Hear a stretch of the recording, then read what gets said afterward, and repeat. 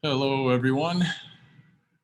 Today, I'm going to quickly run through this first little set of notes on earthquakes. Uh, so moving right along. All right, just some basic stuff. Earthquakes, just a sudden release of energy um, caused by and resulting in movement in the crust. Earthquakes happen all the time, all around the world. Most are too small for us as humans to feel them and experience them. However, we do have scientific instruments that are designed to detect these earthquakes and record information about them. This map shows California and a plot of the location of earthquakes. And as you look at those, you can see areas where there are no earthquakes. You can see areas where there are a high concentration of earthquakes. And this allows you to see where the faults are, because that's where earthquakes occur. All right, so this is an important slide.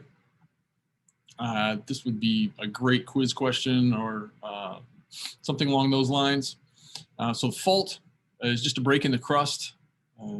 So for what we're doing, that could be that could be a plate boundary, or that could be a break or a fracture in the crust itself.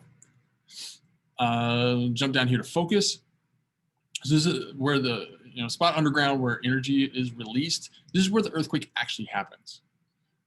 We can't get to the focus because it is so deep underground, and the depth at which earthquakes are generated varies depending on where in the world it is, depending on the conditions that create that earthquake.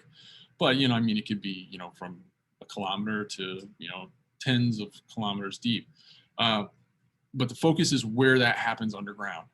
We can't get to the focus. The epicenter, we can get there. So that's the spot on the surface directly above the focus.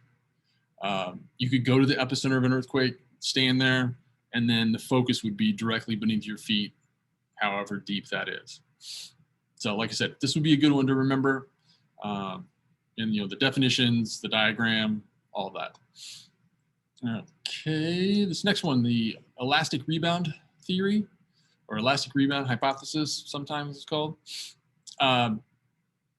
Something is elastic, it stretches, or it can change its shape, but then it returns back to its original shape. That's a big thing. That's a key point. You can stretch and change the shape of a lot of things, but they don't always return to their original shape. So this first one, friction prevents plate movement. So along this fault line, this break, it's not a smooth break. So it's not like two pieces of glass trying to move past each other. That wouldn't create much of a problem. But because it's rough, there's a lot of friction between those plates that are trying to move past each other, or move in different directions. So that friction keeps those plates from moving. As it's doing that, there's still energy being put into that system, trying to move those plates, but they just can't move. So what happens is stress builds up. Stress and energy builds up. And that changes the boundary. It deforms the boundary.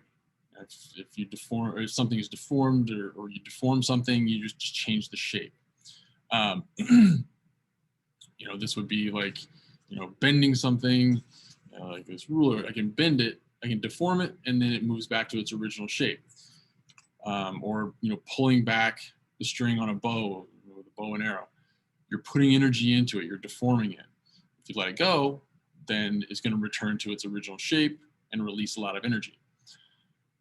Eventually what happens is enough stress, enough energy is put into that it overcomes the friction.